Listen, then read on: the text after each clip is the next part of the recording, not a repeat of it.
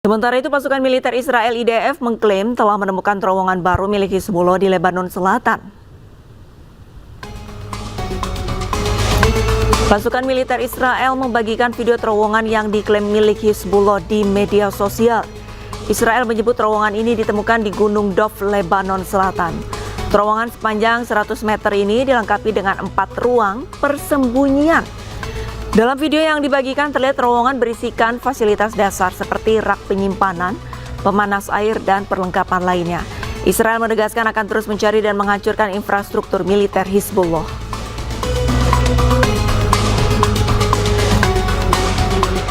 Rudal Israel terus menghantam kota Nabatiyeh, Lebanon Selatan. Aksi ini dilakukan di tengah gencatan senjata yang sudah disepakati.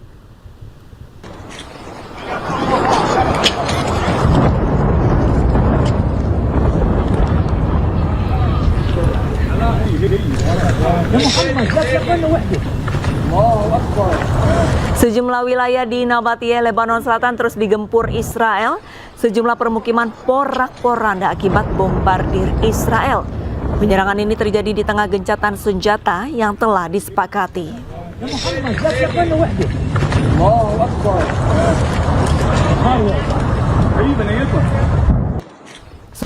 Israel terus membombardir kota dan desa di Nabatiyeh, Lebanon Selatan.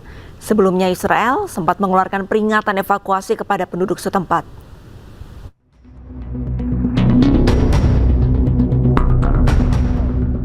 Pasukan Pertahanan Israel atau IDF melancarkan serangkaian serangan udara di sejumlah titik di Nabatiyeh, Lebanon Selatan pada hari Minggu. Menurut media Lebanon, setidaknya 3 orang tewas dalam serangan ini. Tak hanya itu, rumah-rumah warga juga rusak parah.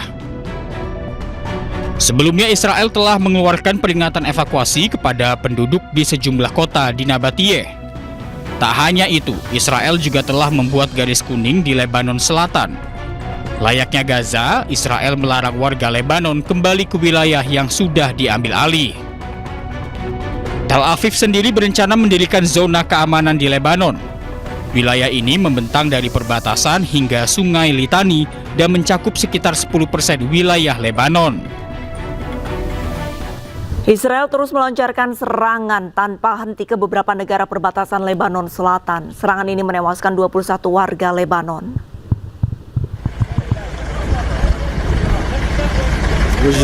Sejumlah ledakan besar terjadi bersamaan di beberapa desa di Lebanon Selatan. Serangan ini dilakukan Israel dan menargetkan kawasan pemukiman sipil. Serangan menewaskan 21 warga Lebanon dengan rincian 15 orang tewas di distrik Tire, termasuk 3 anak-anak dan 3 perempuan. Sisanya meninggal dunia di wilayah Nabatiyeh. Serangan Israel juga menghancurkan rumah warga. Namun Israel membantahnya dan mengklaim menargetkan infrastruktur dan terowongan Hizbullah. Total korban tewas akibat serangan Israel ke Lebanon sejak 2026 mencapai 3.000 orang. Zionis Israel melakukan serangan ganda terhadap bangunan di kota Al-Duair, Lebanon Selatan.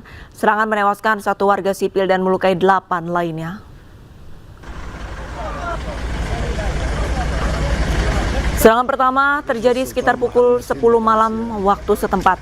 Serangan kedua terjadi 30 menit kemudian dan menghantam lokasi yang sama. Media setempat melaporkan kota Al-Duair menjadi sasaran 3 kali oleh pesawat tempur Israel dan 4 kali oleh drone sepanjang hari. Serangan menewaskan 1 warga sipil dan melukai 8 lainnya. Saat ini tim penyelamat masih berupaya mencari 1 warga yang diduga terjebak di bawah reruntuhan.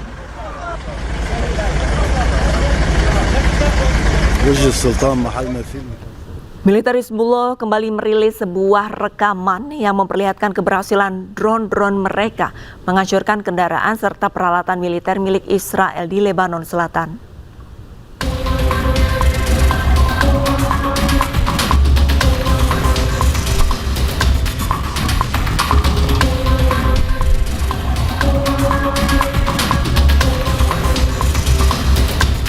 Hizbullah kembali merilis rekaman kawanan drone mereka yang berhasil menghancurkan kendaraan dan peralatan militer Israel. Dalam rekaman ini, drone FPV Hizbullah menghantam tank, jeep, peralatan militer hingga truk pengangkut logistik Israel di Racah, Lebanon Selatan. Penggunaan drone FPV Hizbullah terhadap kendaraan lapis baja Israel terus meningkat dalam konflik di perbatasan Lebanon. Kemampuan drone Hizbullah cukup membuat militer Israel kewalahan. Pengembangan kemampuan drone ini terus dilakukan oleh kelompok Hizbullah sejak awal tahun 2000.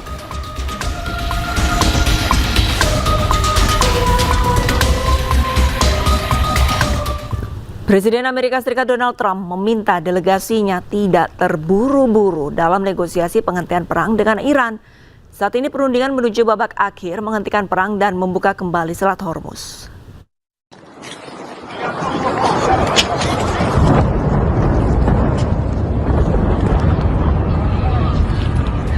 يا محمد لا تقبلنا وحده الله اكبر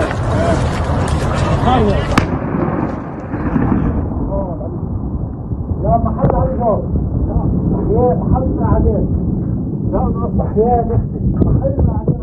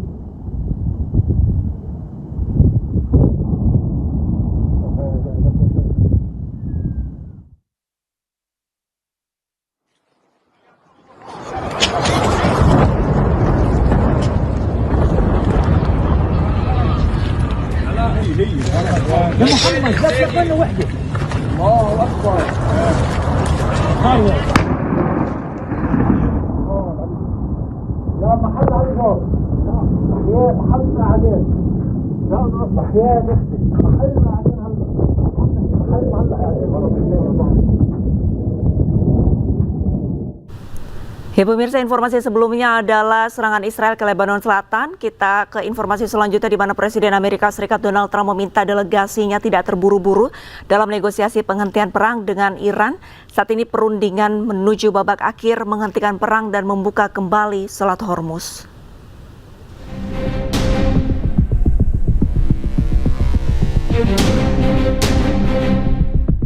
Amerika Serikat selangkah lagi mencapai kesepakatan dengan Iran untuk menghentikan perang yang pecah sejak 28 Februari lalu. Isi kesepakatan ini diproyeksikan akan membuat Iran menyerahkan persediaan uranium yang telah diperkaya milik mereka.